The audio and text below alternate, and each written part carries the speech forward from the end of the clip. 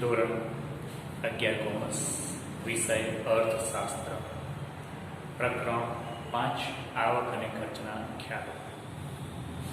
અગાઉ આપણે ખર્ચના ખ્યાલો વિશે જોઈએ આપણે કે આવક અને ખર્ચના ખ્યાલથી આપણને પેઢીમાં કઈ કઈ રીતે આ બંને ખ્યાલો ઉપયોગી છે તે વસ્તુ જોઈએ આપણે. ત્યારબાદ ખર્ચના કયા કયા ખ્યાલો છે? તો ખર્ચના ખ્યાલો 3 પ્રકારે વહેંચી શકાય છે. એક વાસ્તવિક ખર્ચ, બીજો વૈકલ્પિક ખર્ચ અને ત્રીજો નાણાકીય ખર્ચ. બરાબર? આ ખર્ચ 3 ભાગમાં વહેંચવામાં આવે છે. પરંતુ અહીં આગળ આપણે જોયું કે વાસ્તવિક ખર્ચ અને વૈકલ્પિક ખર્ચ એની ગણતરી કરવી, એનું માપન કરવું મુશ્કેલ છે. કારણ કે વાસ્તવિક ખર્ચ છે એ માનસિક ખર્ચ, મનોવૈજ્ઞાનિક ખ્યાલ છે. એટલા માટે ઉત્પાદન ખર્ચ ગણતી વખતે તેનું માપન મુશ્કેલ છે. વૈકલ્પિક ખર્ચની અંદર પણ એ સાધનો વૈકલ્પિક ઉપયોગ ધરાવતા હોવાથી તેના ખર્ચનું માપન પણ થોડું મુશ્કેલ છે. પરંતુ ત્રીજો છે નાણાકીય ખર્ચ. તો નાણાકીય ખર્ચને સરળતાથી આપણે માપી શકીએ છીએ. તો એ નાણાકીય ખર્ચને ધ્યાનમાં રાખીને સમયગાળાને આધારે નાણાકીય ખર્ચને રજૂ કરવામાં આવે છે. સમયગાળાને આધારે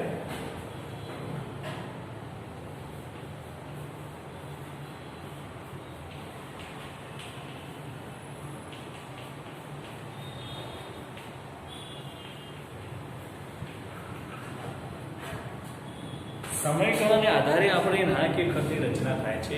એની પણ 2 ભાગમાં વહેંચવામાં આવે છે. એક ટૂંકા ગાળાના ખર્ચ એટલે કે ટૂંકો ગાળો અને બીજું છે લાંબો ગાળો. તો ટૂંકા ગાળામાં એવું છે કે અહીં આગળ એકમની અંદર ઉત્પાદનના કેટલાક સાધનો એવા છે જેને ટૂંક સમયમાં તેમાં ફેરફાર કરી શકાતો નથી.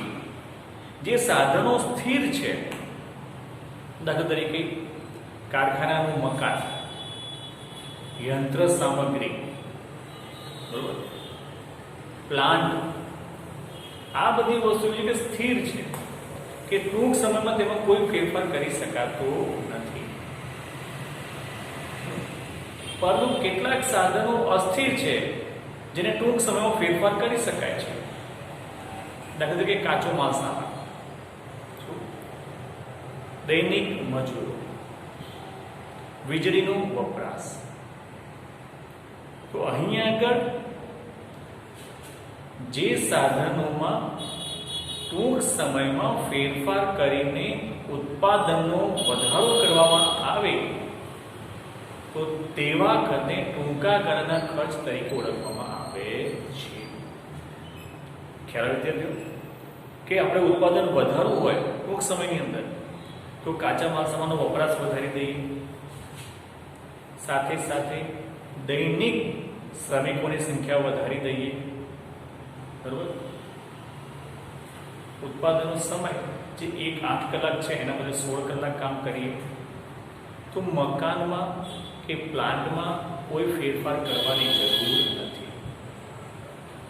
અને માત્ર આવા સાધનોમાં ફેરફાર કરવાથી ઉત્પાદનમાં આપોઆપ જ વધારો થાય છે.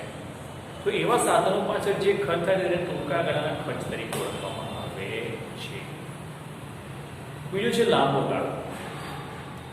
લાંબો ગાળો એટલે કે ઉત્પાદનના દરેક સાધનોમાં ફેરફાર કરીને ઉત્પાદનમાં જે વધારો ઘટાડો કરવામાં આવે છે તેને લાંબા ગાળા તરીકે ઓળખવામાં આવે છે. દાખલા તરીકે કારખાનાનું મકાનમાં ફેરફાર કરીને મોટો કરવો, પ્લાન્ટ, યંત્રો, પ્લાન્ટ મોટો કરવો, યંત્રોની સંખ્યા વધારીને, કાયમી કર્મચારીની સંખ્યા વધારવી, મશીનરી વધારવી. આ લાંબા ગાળે આ બધામાં વધારો કરીને આપણે થોડો લાંબો સમય રાખીને ઉત્પાદનમાં વધારો ઘટાડો કરી શકીએ છીએ. આ બધામાં વધારો કરીશું આપણે, પ્લાન્ટ મશીનરી યંત્રોમાં વધારો કરીશું, કારખાનાનું મકાન મોટું કરીશું, એટલે આપણી ઉત્પાદન શક્તિ વધવાની છે. તો અહીં આ સમય દરમિયાન આ બધા સાધનોમાં ફેરફાર કરીને આપણે ઉત્પાદનમાં વધારો કરી શકીએ છીએ. એને લાંબા ગાળાના ખર્ચ તરીકે ઓળખવામાં આવે છે. તો અહીં નાણાકીય ખર્ચ રજૂ કરતી વખતે આ સમયના ગાળાને પણ ધ્યાનમાં લેવામાં આવે છે. એ અનુસાર ખર્ચાઓ, ઉત્પાદન ખર્ચાઓનું વર્ગીકરણ કરવામાં આવે છે. તો અહીં ઉત્પાદન ખર્ચનું વર્ગીકરણ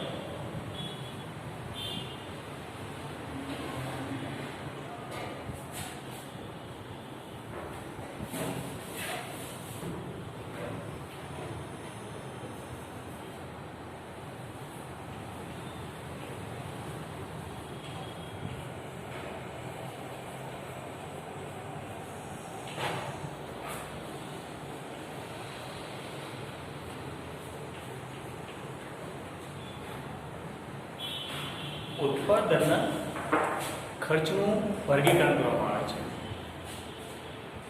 એને બે ભાગમાં વહેંચવામાં આવે છે, ટૂંકા ગાળાના ખર્ચા અને લાંબા ગાળાના ખર્ચા. ટૂંકા ગાળાના ખર્ચની અંદર સ્થિર ખર્ચ, અસ્થિર ખર્ચ, સરેરાશ ખર્ચ અને સરેરાશ સ્થિર ખર્ચ અને સરેરાશ અસ્થિર ખર્ચનો સમાવેશ થાય છે. અહીં આગળ આપણે આ ઉત્પાદન ખર્ચનું વર્ગીકરણ કરતી વખતે આપણે સૌથી પહેલા સ્થિર ખર્ચને ધ્યાનમાં લઈએ.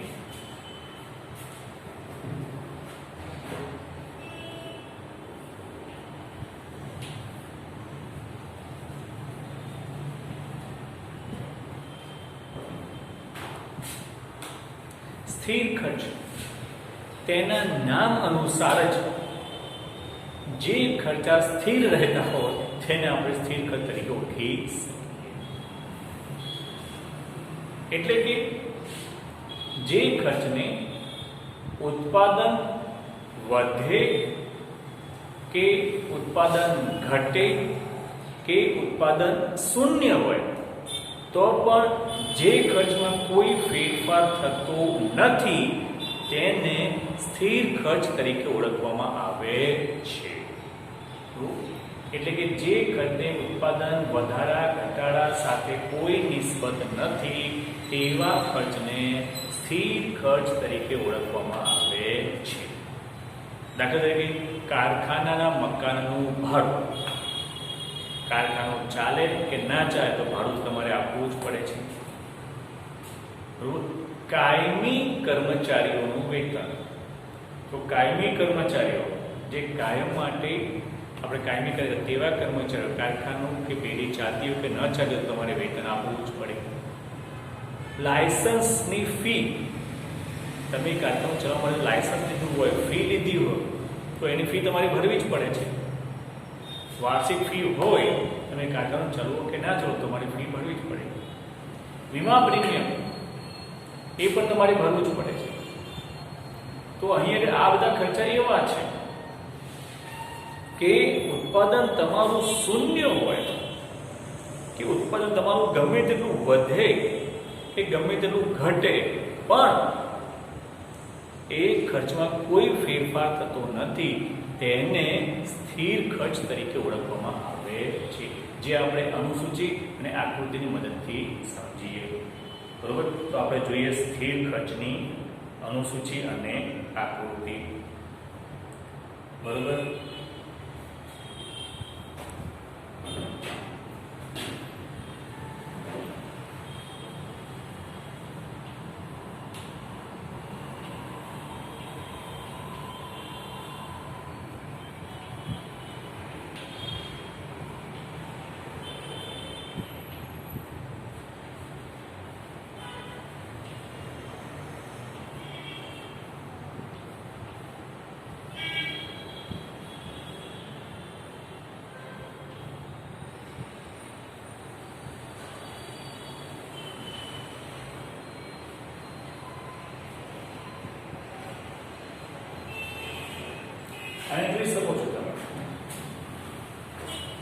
કે ઉત્પાદન એકમમાં છે ત્યારે શૂન્ય ઉત્પાદન છે તો પણ તમારે સ્થિર ખર્ચ કરવો જ પડે. 100 રૂપિયા થાય છે, એ ઉત્પાદન વધીને 10 રૂપિયા થાય તો પણ તમારે ખર્ચ 100 રૂપિયા આવે છે, સ્થિર ખર્ચ તેનો તે જ રહે છે. એટલે ઉત્પાદનમાં ગમે તેટલો વધારો થાય પણ આ ખર્ચમાં કોઈ ફેરફાર થતો નથી. તેને આપણે સ્થિર ખર્ચ તરીકે ઓળખીએ છીએ. બરોબર, એને આપણે આકૃતિ દ્વારા સમજીએ. જોઈએ અહીંયા આગળ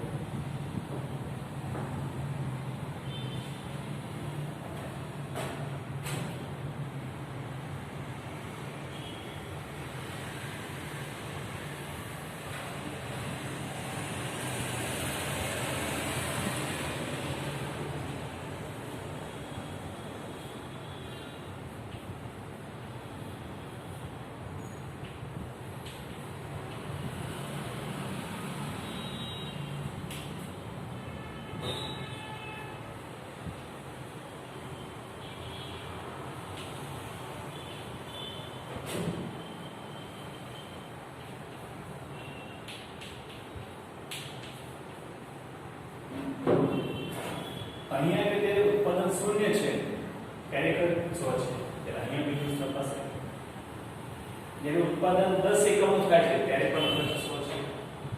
અહીંયા બીજું તપાસે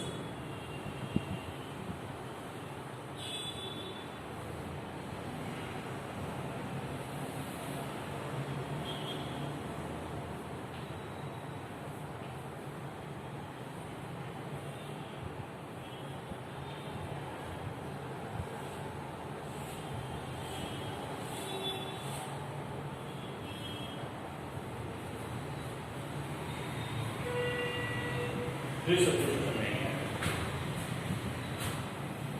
કે ઉત્પાદનનું એકમ ગમે તેટલું વધતું જાય પણ સ્થિર ખર્ચમાં કોઈ ફેરફાર પડતો નથી. બરોબર, એને આપણે સ્થિર ખર્ચ તરીકે ઓળખીએ છીએ. બીજો ખર્ચ છે અસ્થિર ખર્ચ. તે જોઈએ આપણે.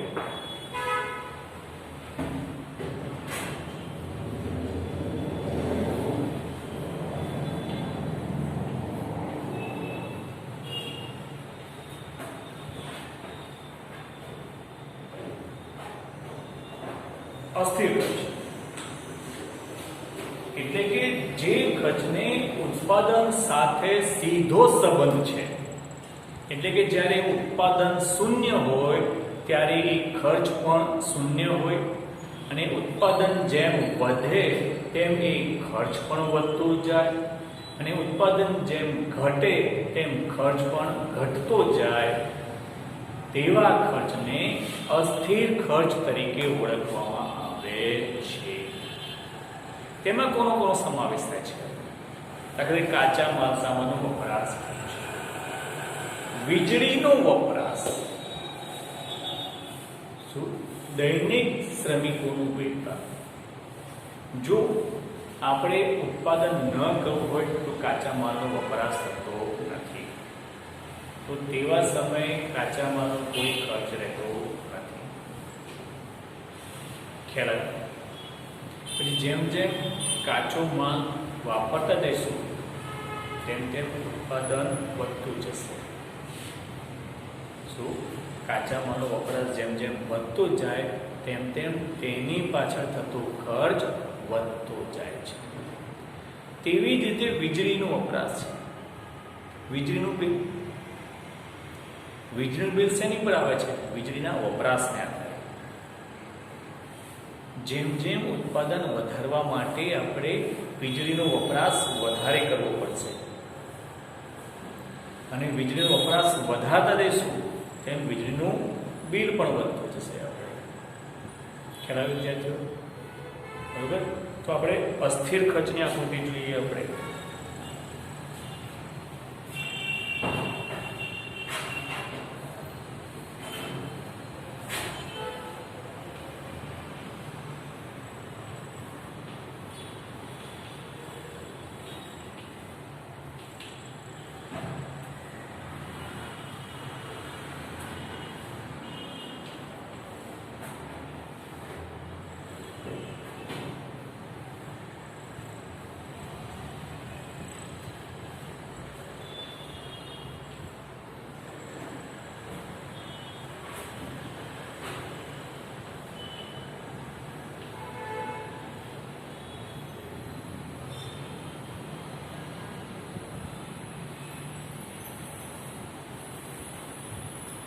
તમે જોઈ શકો છો અનુસૂચિની અંદર, જો અનુસૂચિમાં કે જ્યારે ઉત્પાદન શૂન્ય છે ત્યારે ખર્ચ પણ શૂન્ય છે, એટલે કે કાચા માલનો કોઈ વપરાશ થતો નથી, તો સ્વાભાવિક છે કે તેનો ખર્ચ કેવો આવવાનો? શૂન્ય આવવાનો છે. બરાબર. પછી જેમ જેમ આપણે કાચા માલનો વપરાશ વધારતા જઈએ તેમ તેમ ઉત્પાદન વધતું જાય, તેમ તેમ તેનો ખર્ચ પણ વધતો જાય છે. ખ્યાલ જો વિદ્યાર્થી, બરોબર. એટલા જ માટે તેને આપણે અસ્થિર ખર્ચ કહીએ છીએ કે જેમ ઉત્પાદન શૂન્ય હોય તો તે ખર્ચ પણ શૂન્ય હોય છે, અને જેમ ઉત્પાદન વધે તેમ ખર્ચ પણ વધે છે, અને જેમ ઉત્પાદન ઘટે તેમ ખર્ચ પણ ઘટે છે. તેને આપણે અસ્થિર ખર્ચ તરીકે ઓળખીએ છીએ. એની આકૃતિ જોઈએ આપણે.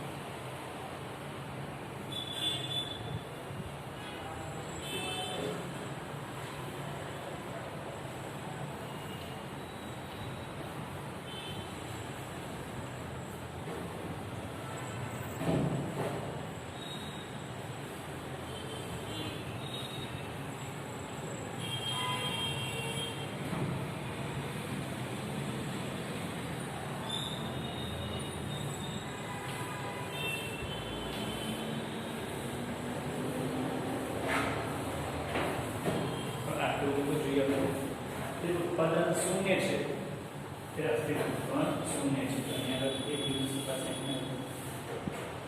બરાબર. ઉત્પાદન 10 એકમો છે ત્યારે ખર્ચ 50 છે, તો અહીંયા બિંદુ પાસે બરાબર. ઉત્પાદન 20 છે ત્યારે ખર્ચ 100 છે, અહીંયા બિંદુ પાસે. ઉત્પાદન 30 છે ત્યારે ખર્ચ 150 છે.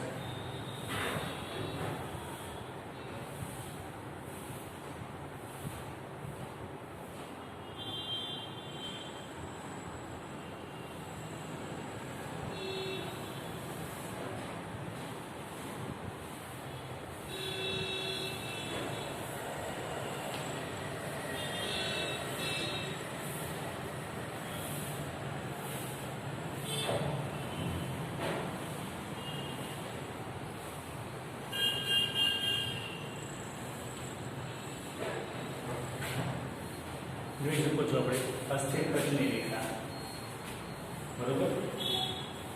જેમ જેમ ખર્ચ જેમ જેમ ઉત્પાદન વધતું જાય તેમ તેમ ખર્ચ વધતો જાય છે. એટલે કે આ શું બને છે?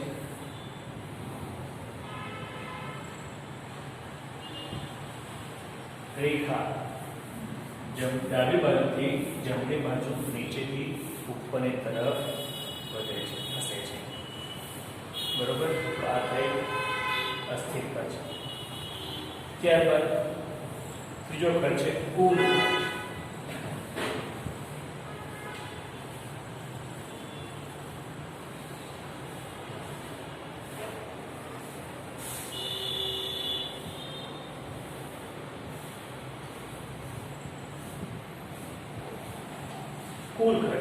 કુલ ખર્ચ કોને કહીએ?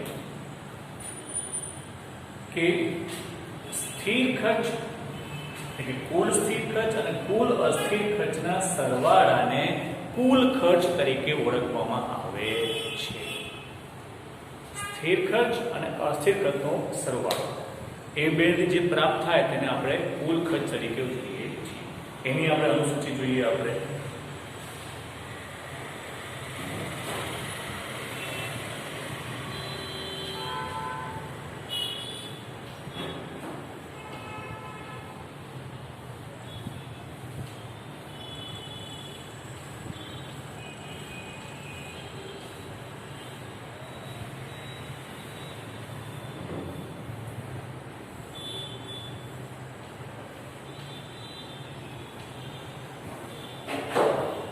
ઉત્પાદનનો પ્રમાણ. અહીંયા આગળ સ્થિર ખર્ચ આપણે શું છે?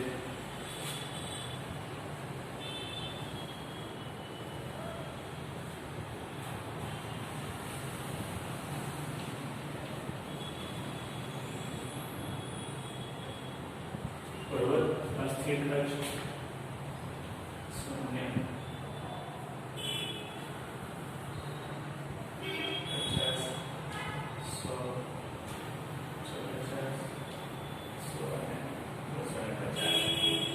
કુલ કરીશું બેનો સરવાળો પોઈન્ટ આવશે 100, 150, 200, 250, 300. બરોબર. તો આની ઉપરથી આપણે કુલ ખર્ચ રેખા છે